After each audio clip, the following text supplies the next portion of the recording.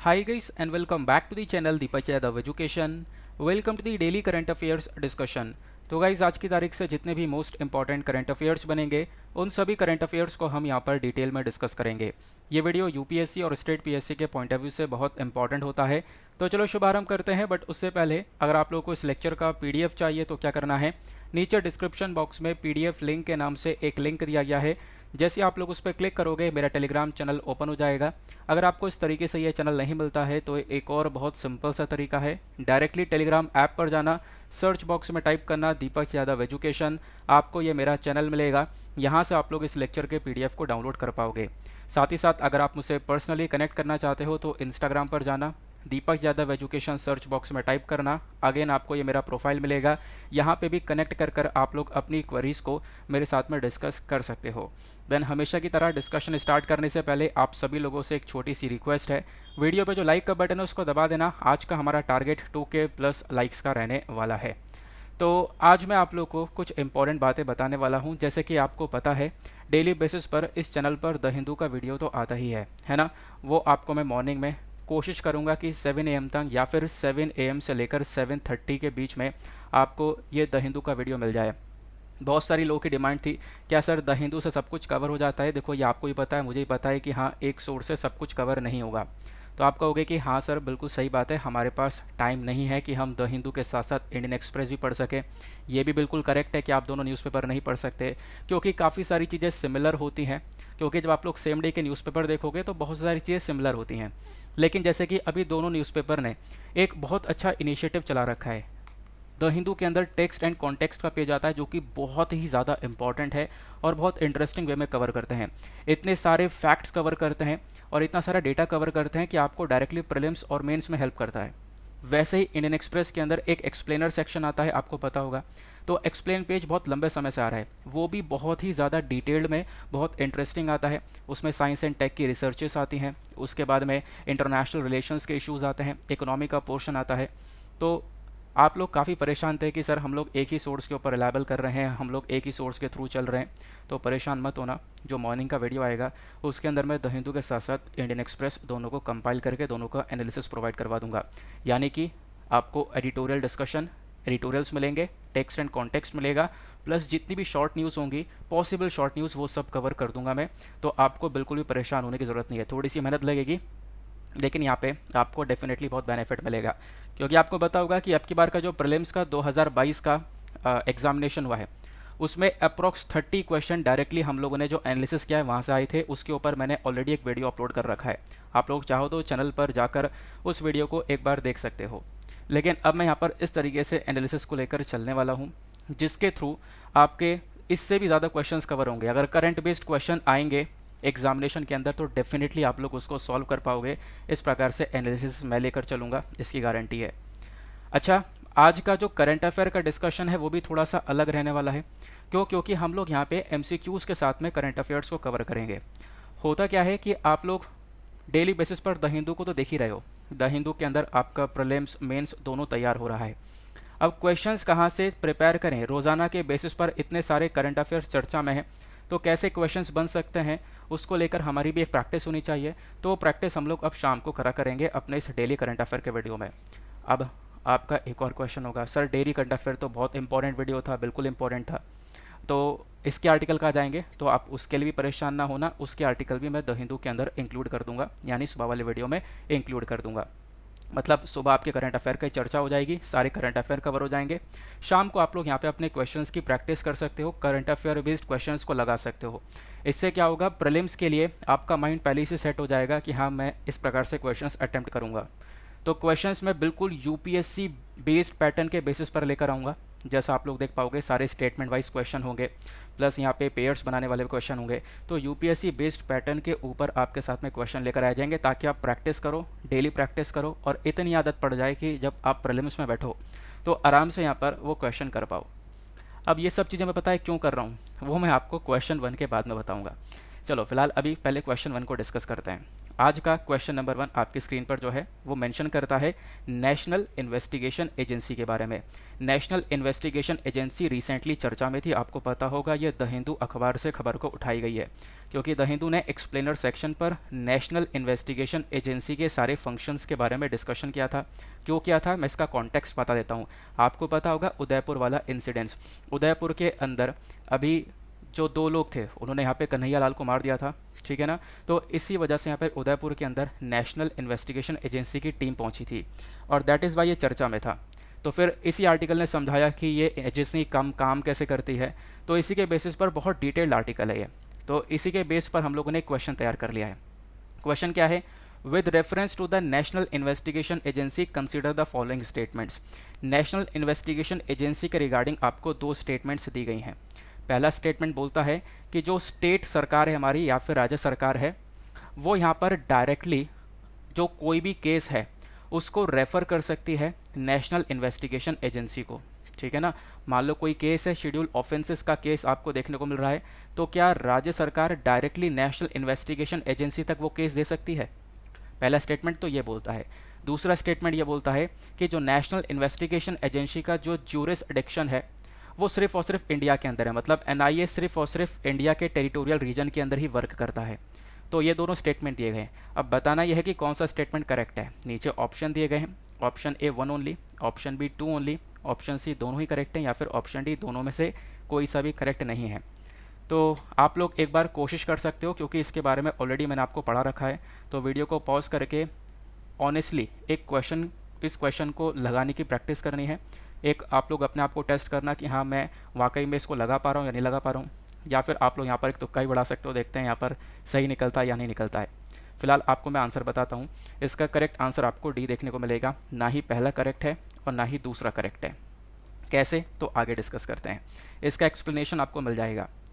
तो हम लोग बात करेंगे नेशनल इन्वेस्टिगेशन एजेंसी के सेक्शन 6 के अकॉर्डिंग अगर हम लोग बात करें, तो जो स्टेट गवर्नमेंट है वो कोई भी केस, यहाँ पे जो शेड्यूल ऑफेंस का केस है वो यहाँ पे डायरेक्टली एनआईए के पास में नहीं भेज सकती।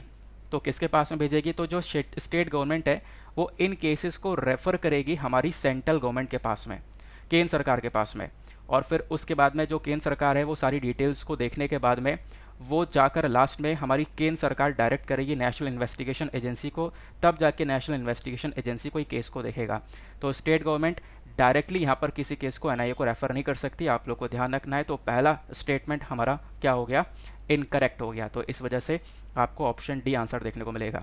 अच्छा, दूसरा स्टेटमेंट क्या है, दूसरा स्टेटमेंट ये बोलता है कि देखो एनआईए का जो ज्यूरिसडिक्शन है क्या वो सिर्फ और सिर्फ इंडिया के टेरिटोरियल रीजन के अंदर अप्लाई होता है? नहीं, एनआईए जो है वो पूरे होल इंडिया के साथ साथ यहाँ पे आप कह सकते हो जो इंडियन सिटीजन्स हमारे देश से बाहर रह रहे हैं उनको भी यहाँ पर आप कह सकते हो टैकल कर सकता है।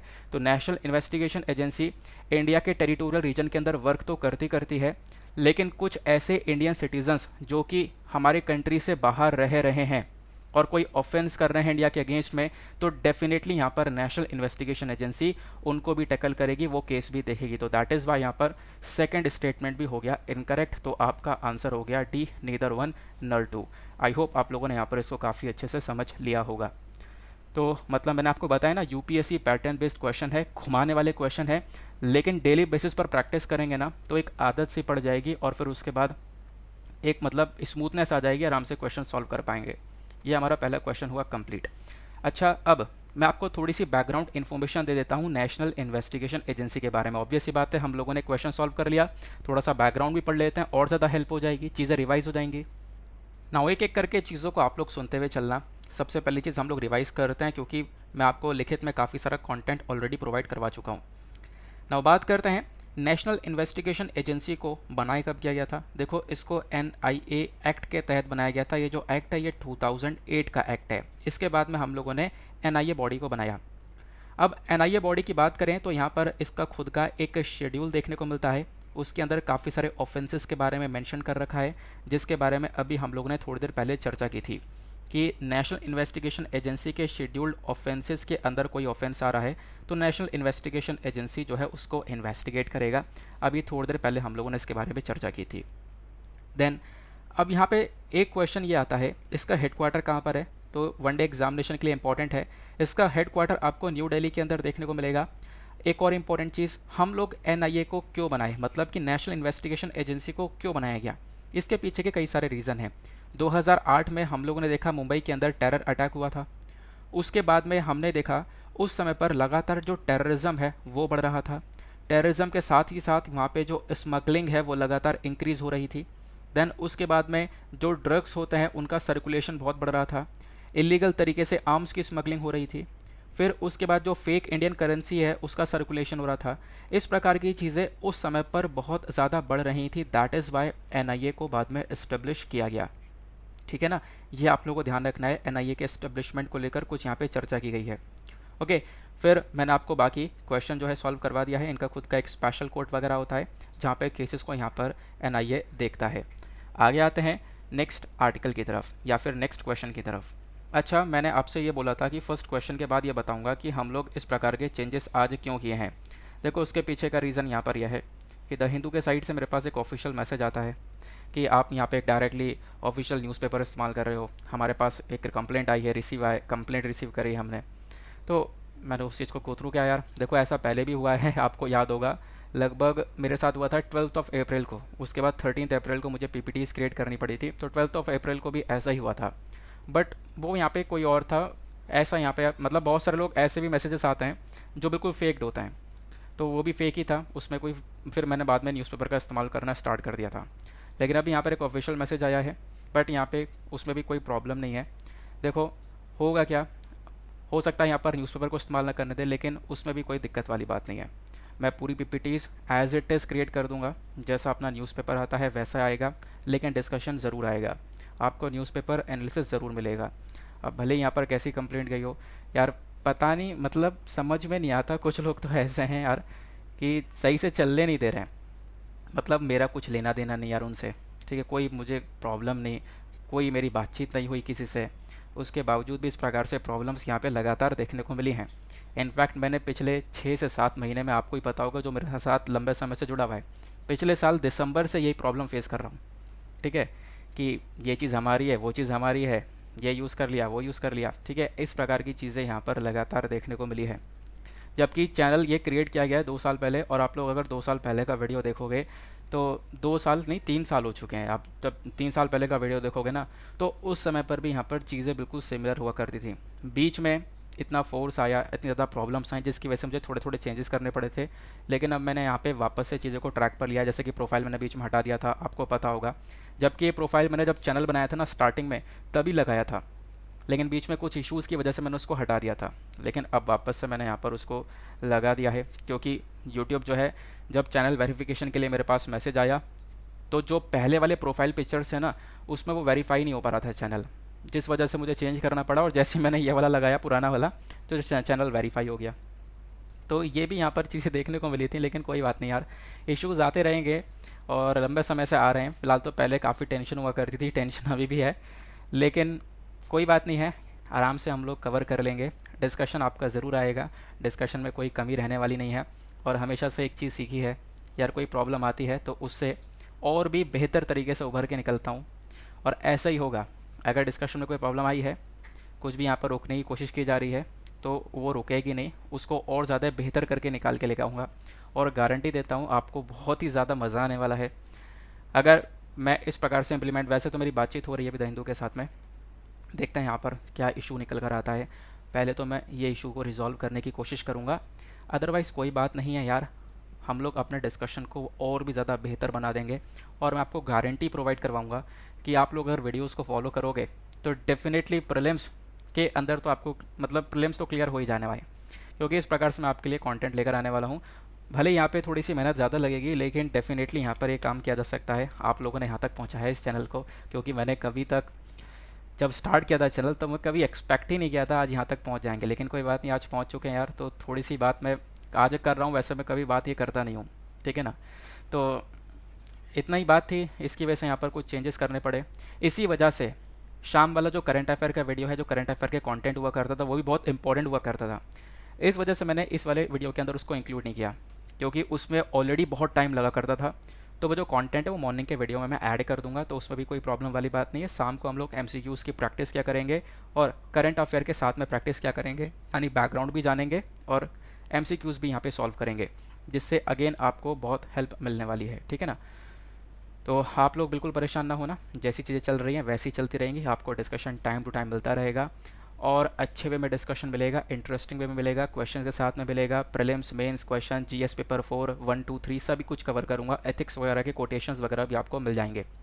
तो जितना यहाँ पर पीछे कोई ढकेलने की कोशिश करेगा उतना देखो यहाँ पे उतना मेहनत करने का मन भी करता है। अब कोई सोच रहा है कि यार इसका वीडियो रुक जाएगा, लेकिन ऐसा नहीं होने वाला, और ज़्यादा इंटरेस्टिंग वे में और ज़्यादा ऐसा वीडियो निकाल के लाऊंगा कि यहाँ पर फिर कोई आसपास भी नहीं होगा 100%। चलो आगे चलते हैं। फ़िलहाल यार हमने NIA के बारे में कवर कर लिया। फ़िलहाल यार कभी ऐसा होता नहीं है मेरे साथ, लेकिन आज मुझे इतनी बातें करनी पड़ रही हैं इस वीडियो के अंदर में। आते हैं अगले आर्टिकल पर, अगले क्वेश्चन पर। अगले आर्टिकल बोलकर चर्चा जब हम लोग करते रहते थे अपने करंट अफेयर की, तो आदत ही पड़ गई है। तो आज का नेक्स्ट क्वेश्चन बहुत इंपॉर्टेंट होने वाला है। आपने देखा होगा UPSC प्रीलिम्स जो प्रीवियस ईयर क्वेश्चन पेपर्स हैं उसमें मैचिंग को लेकर भी बहुत सारे क्वेश्चंस पूछे गए हैं, ठीक है ना। तो एक क्वेश्चन यहाँ पे ये भी तैयार होता है। पता रिसेंटली एक आप कह सकते हो एयरक्राफ्ट कैरियर जो है वो चर्चा में होता है, जिसका नाम है फुईजान। फुईजान एयरक्राफ्ट काफ़ी ज़्यादा चर्चा में होता है। इसी को लेकर यहाँ पे एक क्वेश्चन को तैयार किया गया। जैसा आप देख पाओगे द हिंदू ने एक्सप्लेनर सेक्शन पर डिटेल से समझाया था कि एक कंट्री का नाम लिखा हुआ है, लेकिन उसको मैंने दुबका दिया है अभी, क्योंकि हमें इस क्वेश्चन को सॉल्व करना है। तो एक नई हाईटेक एयरक्राफ्ट कैरियर फुईजान को अभी एक तरीके से लॉन्च किया है किसी देश ने। अब आप कह सकते हो यहाँ पर ये मैचिंग दी गई है। मैचिंग यहाँ पर दी गई है जैसे कि INS विक्रमादित्य है, तो आपको बताना है एक जो कॉलम से इनको करेक्टली मैच करना है। INS विक्रमादित्य के सामने इंडिया लिखा हुआ है, फुजान के सामने जापान लिखा हुआ है, और USS निमिट्स ये भी एक एयरक्राफ्ट कैरियर है, इसके आगे USA लिखा हुआ है। तो ये तो हो गए हमारे एयरक्राफ्ट कैरियर्स, ठीक है ना। बाकी ये कंट्रीज़ लिखी हुई हैं।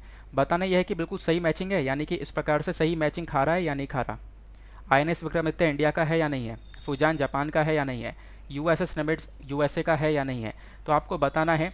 और ये आप कह सकते हो करेक्ट पेयर को ये आंसर के फॉर्म में बताना है।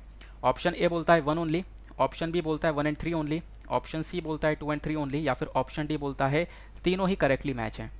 जब हम लोग इसके आंसर को देखेंगे, लेकिन उससे पहले आप लोग ऑनेस्टली वीडियो को पॉज करो और इस क्वेश्चन को अटेम्प्ट करने की कोशिश करो। भले एलिमिनेशन टेक्निक लगाओ या क्या लगाओ, ऑनेस्टली आपको अटेम्प्ट करने की कोशिश करनी है नीचे कमेंट सेक्शन में। अब देखो यहाँ पे इसका करेक्ट आंसर वैसे है 1 and 3 ओनली, क्योंकि INS विक्रमादित्य ऑब्वियस सी बात है, कितनी बार मैंने आपको पढ़ा रखा है कि हाँ इंडिया का ही एयरक्राफ्ट कैरियर है। अभी रिसेंटली पता है फुजान चर्चा में था, जैसा मैंने आपको बताया। फुजान बेसिकली चाइना का एयरक्राफ्ट कैरियर है, तो फुजान के सामने जापान लिखा हुआ है, तो बेसिकली यहाँ पर क्या हुआ, दूसरा वाला ऑप्शन रॉन्ग हो गया है। तीसरे के अंदर देखोगे USS Nimitz is equals to US, यानी कि USS निमिट्स जो एयरक्राफ्ट कैरियर है, क्या ये US का है? बिल्कुल, ये भी यहाँ पर US का ही है। तो इस वजह से 1 and 3 तो करेक्ट हो गए। हमारा जो सेकंड वाला ऑप्शन है वो हो जाता है गलत। आई होप आप लोगों ने यहाँ पर इसको अच्छे से अटेम्प्ट किया है। अब हम लोग एक्सप्लेनेशन को देखते हैं। INS विक्रमादित्य खुद इंडिया का नेवी का एक सबसे बड़ा एयरक्राफ्ट कैरियर है। सर क्वेश्चन ये है एयरक्राफ्ट कैरियर होता क्या है? ये आप देखोगे ये इंडिया का INS विक्रमादित्य है। बड़ा सा जहाज़ होता है जिसके ऊपर हम लोग एयरक्राफ्ट को रख सकते हैं, अपने विमान को रख सकते हैं। ये आप देख पाओगे ये चाइना का फुजान है, जिसको रिसेंटली लॉन्च किया गया है। रिसेंटली यहाँ पर आप कह सकते हो वर्किंग में आ चुका है चाइना के अंदर में।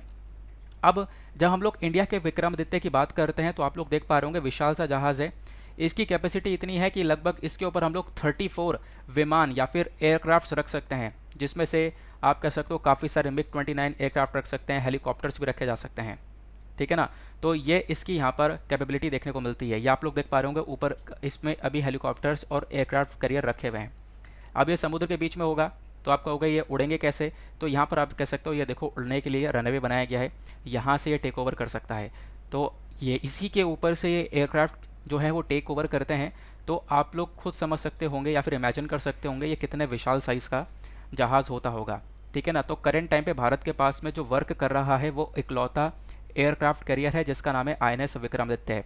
लेकिन एक और एयरक्राफ्ट कैरियर के ऊपर हम लोग काम कर चुके हैं जिसका नाम है INS विक्रांत, और जल्दी ही हम लोग इसको भी कमीशन करने वाले हैं। लगभग अगले महीने 26 अगस्त के टाइम पर हम लोग इसको कमीशन कर देंगे।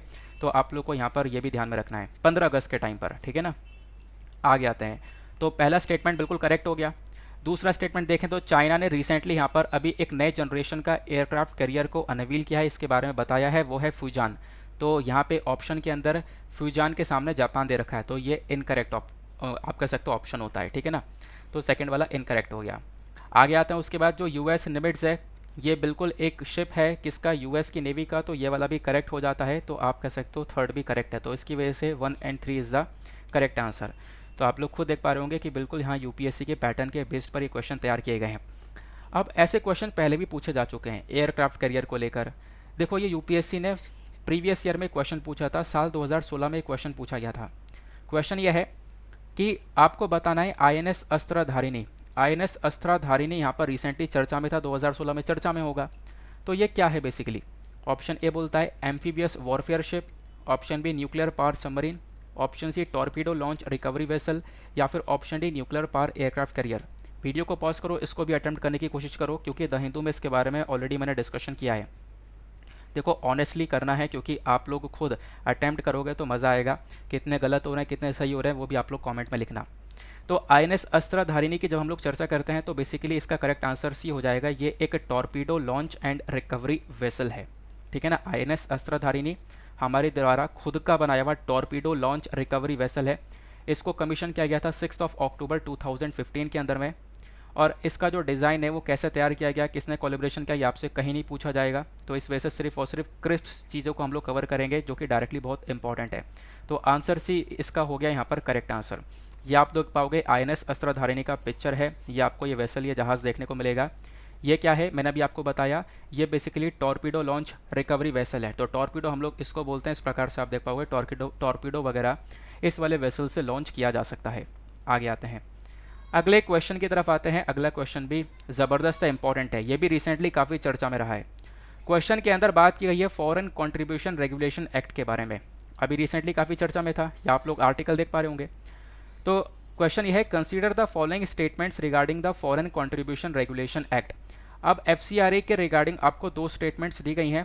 पहला स्टेटमेंट ये बोलता है मिनिस्ट्री ऑफ फाइनेंस जो है वो इसकी नोडल मिनिस्ट्री है। मिनिस्ट्री ऑफ फाइनेंस ही यहाँ पर इस पूरे फॉरेन कंट्रीब्यूशन रेगुलेशन एक्ट को आप कह सकते हो काम मतलब रेगुलेट करता है।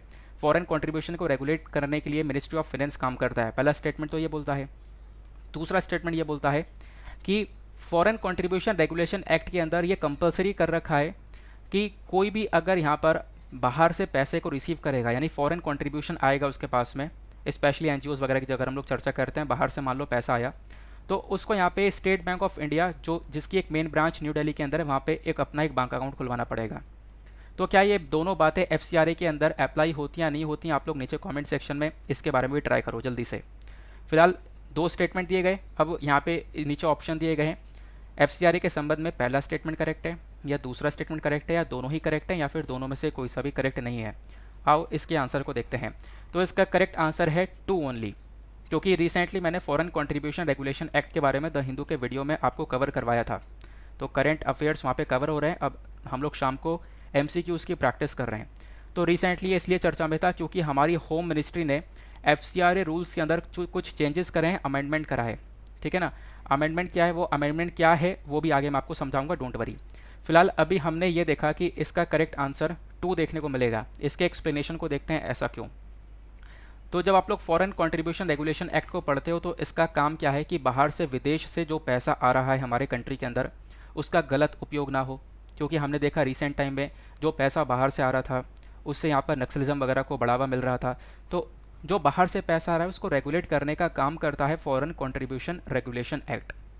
अब इस पूरे एक्ट को देखने के लिए एक बॉडी बनी है, वो है मिनिस्ट्री ऑफ होम अफेयर्स, यानी हमारे होम मिनिस्टर ही बेसिकली यहाँ पर इसको देखते हैं। और पहले ऑप्शन में क्या बोला गया, मिनिस्ट्री ऑफ फाइनेंस, तो पहला ऑप्शन यहाँ पे इनकरेक्ट हो गया, गलत हो गया, इसी वजह से दूसरा ऑप्शन हमारा सही है। तो ministry of home affairs basically यहाँ पर इस फॉरेन कंट्रीब्यूशन रेगुलेशन एक्ट को देखते हैं। तो स्टेटमेंट 1 जो है आपका जो ऑप्शन के अंदर प्रेजेंट है वो आपका गलत हो गया है, ठीक है ना। तो मिनिस्ट्री ऑफ होम अफेयर्स ने ही एफसीआरए रूल्स को और ज़्यादा मजबूत बनाया। नवंबर 2020 में नई नई चीज़ें यहाँ पर ऐड कर दी हैं कि बिल्कुल भी इस जो बाहर से फंड आ रहा है उसका गलत यूज़ ना हो पाए। अगर हम लोग इस लॉ के अकॉर्डिंग बात करें तो आपको ये देखने को मिलेगा कि जो एनजीओज़ हैं, हमारे नॉन गवर्नमेंटल ऑर्गेनाइजेशंस जो हैं, वो भी विदेश से पैसा रिसीव करते हैं। इनके पास में भी फॉरेन फंडिंग आती है, उस फॉरेन फंडिंग के बेसिस पर ये जो एनजीओ है वो वर्क करते हैं। तो हमारे मिनिस्ट्री ऑफ होम अफेयर्स ने रिसेंटली एक काम किया है, वो ये बोला कि जितने भी एनजीओज़ हैं उनको Delhi high court Delhi high court कह रहा हूँ, दिल्ली के अंदर जो स्टेट बैंक है, स्टेट बैंक की मेन ब्रांच है, वहाँ पर अपना एक आप कह सकते हो बैंक अकाउंट को ओपन करना होगा। ठीक है ना। तो ये सारी बातें यहाँ पे बोली गई। और ये जो चेंज किया गया था कि इन एनजीओज़ को स्टेट बैंक ऑफ इंडिया के मेन ब्रांच में जब अपना बैंक अकाउंट ओपन करना होगा, तो इनका मेन बैंक अकाउंट जब उस ब्रांच में होगा तो वो पैसे को रेगुलेट किया जा सकेगा कि हाँ एनजीओज़ के पास में कितना पैसा आ रहा है, कितना पैसा नहीं आ रहा, उस पैसे का गलत यूज़ तो नहीं हो रहा है। तो उसके लिए यहाँ पर ये स्टेप उठाया गया। ठीक है ना। तो आई होप आप लोगों ने इसको समझ लिया है। That is why statement 2 correct है, क्योंकि ये मैंडेटरी है सभी एनजीओज़ के लिए कि उनको अपना बैंक अकाउंट ओपन करवाना है स्टेट बैंक ऑफ इंडिया की मेन ब्रांच न्यू दिल्ली के अंदर में। ठीक है ना, ताकि वो फॉरेन कंट्रीब्यूशन को रिसीव कर सकें। तो फॉरेन कंट्रीब्यूशन रेगुलेशन एक्ट के संबंध में पहला स्टेटमेंट हुआ गलत, दूसरा स्टेटमेंट हुआ सही। चलो आगे आते हैं उसके बाद। अच्छा हाँ, अभी मैंने आपको बताया कि न्यूज़ क्या है। न्यूज़ यहाँ पर यह आपको छोटी सी देखनी हुई होगी। न्यूज़ के अंदर मेंशन किया गया है कि रिसेंटली क्या होता है, हमारे होम मिनिस्टर एफसीआरए रूल्स के अंदर कुछ बदलाव करते हैं, इसी वजह से ये चर्चा में आता है और इसी वजह से मैंने आपके लिए क्वेश्चन तैयार किया। तो पहली चीज़ यहाँ पर जो अमेंडमेंट हुआ है, हमारे होम मिनिस्टर ने अमेंडमेंट किया है, वो क्या अमेंडमेंट है इसको भी डिस्कस कर लेते हैं, यानी कि न्यूज़ क्या है हमारी वो भी समझ लेते हैं। तो अमेंडमेंट में अभी क्या बोला गया, देखो पहले तक क्या होता था, पहले तक ये होता था कि बाहर मान लो कोई फैमिली, मतलब हमारी कंट्री में कोई व्यक्ति है, उनके रिलेटिव्स बाहर रह रहे हैं, विदेश में रह रहे हैं। अब वो रिलेटिव यहाँ पर पैसा भेजते हैं, तो वो 1 लाख रुपए से ज़्यादा का पैसा नहीं भेज सकते थे। 1 लाख रुपए से ज़्यादा का पैसा भेजना है तो उसके लिए इन्फॉर्म करना होता था सरकार को। ठीक है ना, ये सब चीज़ें हुआ करती थी एफसीआरए के अंदर पहले। लेकिन रिसेंटली हमारे मिनिस्ट्री ऑफ होम अफेयर ने जो चेंजेस करे हैं, इस चेंजेस के बेसिस पर क्या किया गया कि अब जो इंडियंस हैं वो 1 लाख नहीं 10 लाख रुपए तक एनुअली वो जो फंड है वो रिसीव कर सकते हैं अपने रिलेटिव से। 10 लाख रुपए तक यहाँ पर उनके पास में पैसा दिया जा सकता है इस फॉरेन कंट्रीब्यूशन रेगुलेशन एक्ट के तहत। अगर ये अमाउंट और एक्सीड होता है, ये अमाउंट बढ़ता है, तो इसके लिए इन्फॉर्म करना होगा, अगेन सरकार को इन्फॉर्म करना होगा। अब जब इन्फॉर्म करना है तो पहले तो आपको सिर्फ 30 दिन मिला करते थे सरकार को इन्फॉर्म करने के लिए, लेकिन अब आपको 90 दिन मिलेंगे। तो बस ये चेंजेस करे गए हैं। पहले आपको थोड़ा कम पैसा बाहर से अलाउ किया जाता था लेने के लिए, और अगर थोड़ा एक पैसा ज़्यादा लेना है तो उसके लिए सरकार को इन्फॉर्म करना होता था 30 दिन के अंदर। बस इतना चेंज कर दिया गया कि अब 1 लाख से 10 लाख रुपए कर दिया गया है, और आपको इन्फॉर्म करने का जो टाइम है, अगर इस लिमिट से ज़्यादा क्रॉस होता है तो आपको 90 दिन का टाइम पीरियड दिया जाएगा, ताकि आप लोग के जो फंड है वो यहाँ पर रिसीव कर सको और उसके बारे में सरकार को इन्फॉर्म कर सको। ठीक है ना। तो ये यहाँ पर एक छोटा सा बदलाव हुआ था जिसकी वजह से ये चर्चा में था। दैट इज़ वाई हम लोगों ने इस क्वेश्चन को कवर किया, बैकग्राउंड इन्फॉर्मेशन को कवर किया, और साथ ही साथ करंट न्यूज़ को भी कवर कर लिया है। नाउ आते हैं अपने अगले क्वेश्चन की तरफ। एक और इम्पॉर्टेंट क्वेश्चन तैयार हो जाता है।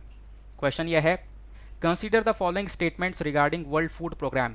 वर्ल्ड फूड प्रोग्राम के बारे में मैंने आपको काफ़ी बार पढ़ा रखा है, द हिंदू के अंदर काफ़ी डिटेल से मैंने आपको इसके नोट्स प्रोवाइड करवा रखे हैं। तो वर्ल्ड फूड प्रोग्राम के रिगार्डिंग में आपको स्टेटमेंट दिए गए हैं 3। बताना यह है कि कौन सा स्टेटमेंट करेक्ट है। पहला स्टेटमेंट ये बोलता है वर्ल्ड फूड प्रोग्राम को नोबेल पीस प्राइज़ दिया गया था 2020 में। दूसरा स्टेटमेंट, इस बॉडी को बनाया गया है 1961 में, इसका हेडक्वार्टर आपको रोम के अंदर देखने को मिलेगा, इटली में। तीसरा स्टेटमेंट ये बोलता है कि वर्ल्ड फूड प्रोग्राम खुद एक मेंबर है United nation sustainable development group का। अब कौन सा स्टेटमेंट करेक्ट हो सकता है? नीचे ऑप्शन दिए गए, A 1 and 2 only, B 2 and 3 only, C 1 and 3 only, या फिर डी 1, 2 एंड 3 तीनों ही करेक्ट हैं। अच्छा, ये क्वेश्चन क्यों उठाया गया? क्योंकि आप देख पाओगे पीआईबी की न्यूज़ है। पीआईबी के अंदर मेंशन किया गया है नीति आयोग और वर्ल्ड फूड प्रोग्राम दोनों ने मिलकर रिसेंटली एक रिपोर्ट रिलीज़ करी है टेक होम राशन वाली। ठीक है ना। तो अभी इसके बारे में भी आप लोगों को बताऊंगा, बट आप देख पाओगे इस वजह से वर्ल्ड फूड प्रोग्राम चर्चा में था, और ये मैंने पूरी रिपोर्ट भी पब्लिश कर दी है यहाँ पर। अब बात करते हैं इसका करेक्ट आंसर क्या हो सकता है। तो इसका करेक्ट आंसर आपको डी देखने को मिलेगा। तीनों ही ऑप्शंस करेक्ट हैं। चलो अब देखते हैं वर्ल्ड फूड प्रोग्राम के बारे में कैसे ये तीनों ऑप्शंस करेक्ट हो सकते हैं। एक्सप्लेनेशन पर आते हैं। सबसे पहली चीज़, वर्ल्ड फूड प्रोग्राम अपने आप में एक सबसे बड़ा ह्यूमैनिटेरियन ऑर्गेनाइजेशन है पूरे वर्ल्ड में। आपको पता होगा वर्ल्ड फूड प्रोग्राम इस साल काफ़ी चर्चा में रहा।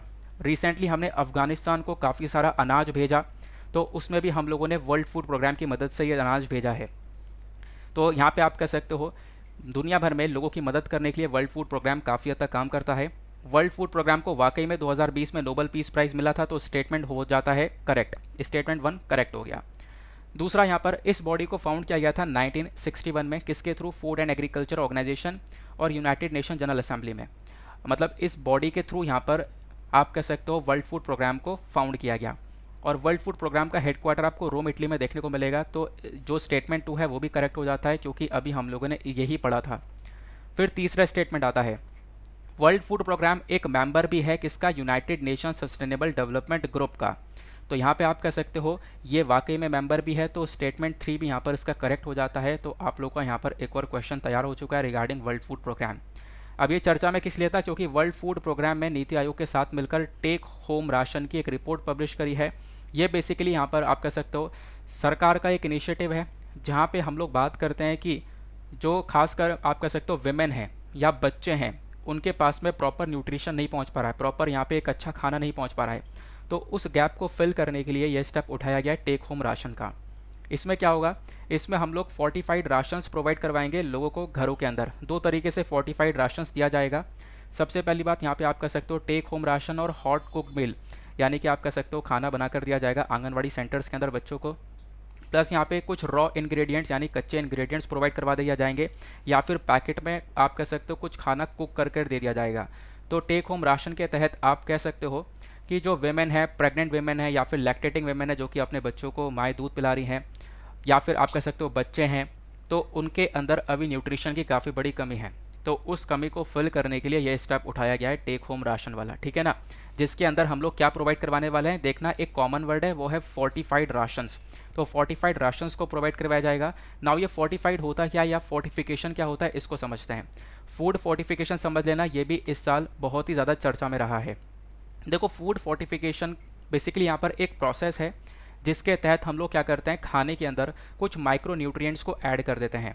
सपोज़ यहाँ पर आप कह सकते हो ये चावल है, चावल के अंदर अभी कुछ ज़्यादा वाइटामिन्स मिनरल्स नहीं हैं, तो इसके अंदर अलग से बाहर से माइक्रो न्यूट्रिएंट्स को ऐड कर देना, यही यहाँ पर फूड फोर्टिफिकेशन कहलाता है। अलग अलग प्रकार होते हैं। फूड फोर्टिफिकेशन बहुत आराम से भी किया जा सकता है। जैसे सपोज़ आप घर पे कुछ खाना खा रहे हो और आपने अपना रिपोर्ट वगैरह टेस्ट करवा रखा है और आपके बॉडी के अंदर विटामिन डी की कमी है, तो क्या कर सकते हो, घर के अंदर विटामिन डी का सप्लीमेंटेशन ले सकते हो। विटामिन डी की खाने में 2 ड्रॉप डाली, यहाँ पे आपके खाने के अंदर माइक्रो न्यूट्रिएंट्स ऐड हो गए, वो क्या कहलाएगा, फूड फोर्टिफिकेशन कहलाएगा।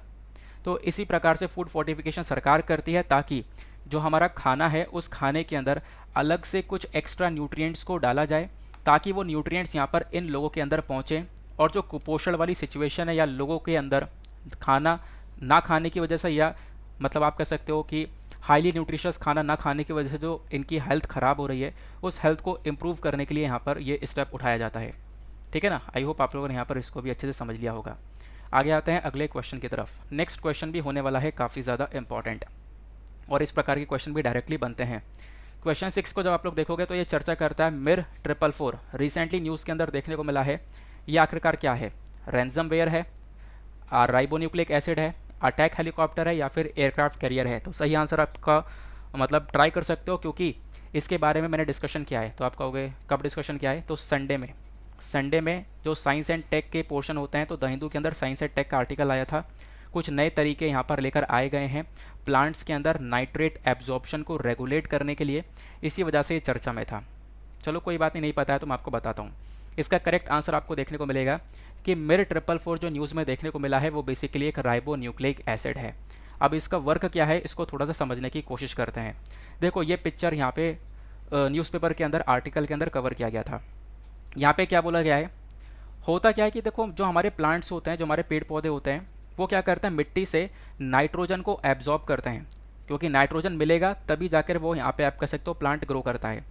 जब ये प्लांट्स नाइट्रोजन को मिट्टी से एब्जॉर्ब करते हैं तो वो नाइट्रोजन बेसिकली नाइट्रेट्स और अमोनियम की फॉर्म में होता है। तो नाइट्रोजन अपने आप में बहुत इंपॉर्टेंट पार्ट है प्लांट्स की ग्रोथ के लिए।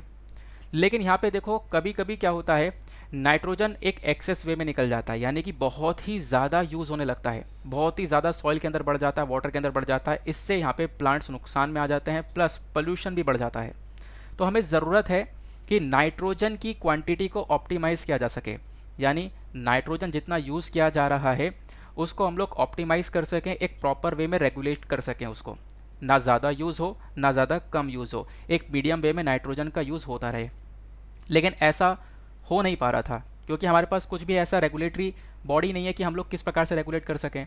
तो रिसेंटली यहाँ पर एक ऑल्टरनेटिव पाथवे निकाला गया, एक रास्ता निकाला गया, एक सोल्यूशन निकाला गया। सोल्यूशन क्या है, हमारे पास में एक माइक्रो राइबोन्यूक्लिक एसिड है, माइक्रो आरएनए है, जिसका नाम है MIR444। यहाँ पे बोला गया ये काम कर सकता है। ये बेसिकली यहाँ पर आप कह सकते हो ये एक टारगेट जीन है, यानी कि MIR444 एक जीन है क्योंकि एक आरएनए ऑब्वियसली बात आपको पता होगा, आरएनए डीएनए ये सारे जीन हैं। तो MR444 को हम लोग MADS27 के नाम से भी जानते हैं। बोला गया कि भाई ये जो जीन है इसके अंदर काफ़ी सारे बेनिफिट्स देखने को मिलेंगे। इसके अंदर पावर है कि ये नाइट्रेट एब्जॉर्प्शन को रेगुलेट कर सकता है, साथ ही साथ में जो हमारे प्लांट्स का जो जड़ों का डेवलपमेंट हो रहा है उसको ऊपर ध्यान दे सकता है, प्लांट्स के ऊपर जो स्ट्रेस है उसको यहाँ पे कम कर सकता है। तो ये जो जीन है ये अपने आप में काफ़ी ज़्यादा इंपॉर्टेंट है, इसी वजह से ध्यान रखना। MIR444 क्या है, बेसिकली ये एक आरएनए है जिसका यहाँ पर यूज़ किया जा रहा है, एक ऑल्टरनेटिव तरीका है ताकि हम लोग प्लांट्स के अंदर नाइट्रोजन को कंट्रोल कर सकें। तो इसका करेक्ट आंसर क्या हो गया, करेक्ट आंसर आपका देखने को मिल जाएगा बी हो गया, ठीक है ना। आई होप आप लोग यहाँ पर समझ गए होंगे।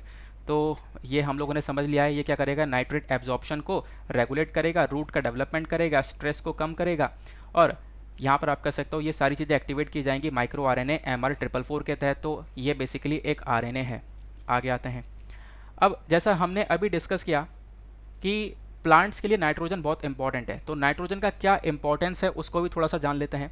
नाइट्रोजन बेसिकली यहाँ पर एक बहुत ही ज़्यादा इंपॉर्टेंट मैक्रो न्यूट्रिएंट है जो कि यहाँ पे प्लांट्स के विकास के लिए या फिर प्लांट्स के डेवलपमेंट के लिए बहुत ज़्यादा ज़रूरी है। अब होता क्या है, नाइट्रेट का कभी कभी बहुत ज़्यादा यूज़ होता था। क्यों? क्योंकि आपको पता होगा हम लोग खाद के अंदर नाइट्रेट का इस्तेमाल करते हैं, जो फर्टिलाइज़र्स होते हैं। जब फर्टिलाइज़र्स को छिड़कते हैं तो उसमें नाइट्रेट का जब एक्सेसिव यूज़ होता है तो वो कहीं ना कहीं बहुत ख़तरनाक होता है, क्योंकि हमारी जो सॉइल है वो बहुत सारा नाइट्रेट को एब्जॉर्ब कर लेती है और फिर वो जो नाइट्रेट है वो मिट्टी के अंदर और पानी के अंदर इकट्ठा हो जाता है, और ये फिर वो मिट्टी के अंदर और पानी के अंदर पोल्यूशन क्रिएट करने लगता है, plus green house gas emissions होने लगता है, यानी कि अगेन वही पोल्यूशन क्रिएट होने लगेगा। तो इसी वजह से इसको रेगुलेट करने की बहुत ज़्यादा ज़रूरत है कि भाई एक मिनिमम वे में चले। तो उसी के लिए हमारे पास में यहाँ पर एक जीन आ जाता है MR444 जो कि यहाँ पे वर्क करेगा। इसका काम यहाँ पर यह है कि बेसिकली ये प्लांट्स को आप कह सकते हो कि अच्छे से डेवलप कर सकता है। प्लांट्स के अंदर जो नाइट्रेट एब्जॉर्प्शन है वो तो बढ़ाएगा, साथ ही साथ यहाँ पर नाइट्रेट जो भी गिर रहा है उसको यहाँ पर रेगुलेट करने का काम करेगा, ठीक है ना। एक प्रॉपर वे में नाइट्रेट के एब्जॉर्प्शन को लेकर वर्क करेगा। तो ये सारी चीज़ें आपको यहाँ पर देखने को मिल जाती है। आई होप आप लोगों ने इसको काफ़ी अच्छे से समझ लिया है। इंपॉर्टेंस ऑफ नाइट्रोजन मैंने कवर करवा दिया। तो ये कुछ क्वेश्चंस थे, आज हमने ऑब्वियसली कुछ कम ही क्वेश्चंस लिए हुए थे, लेकिन क्वेश्चंस काफ़ी इंपॉर्टेंट थे, आप लोगों ने देख लिया होगा और आई होप आपको मज़ा भी आया होगा।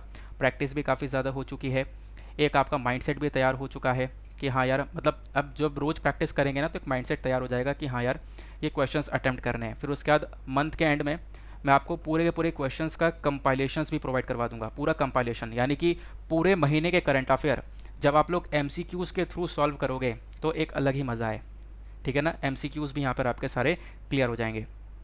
नाउ करते हैं हम लोग अपने लेक्चर को समाप्त। आई होप गाइज आप लोग यहाँ पर चीज़ों को समझ चुके हो। प्रॉब्लम्स आती रहेंगी, उन प्रॉब्लम्स को हम लोग टैकल करते रहेंगे, बस आपके सपोर्ट की ज़रूरत है।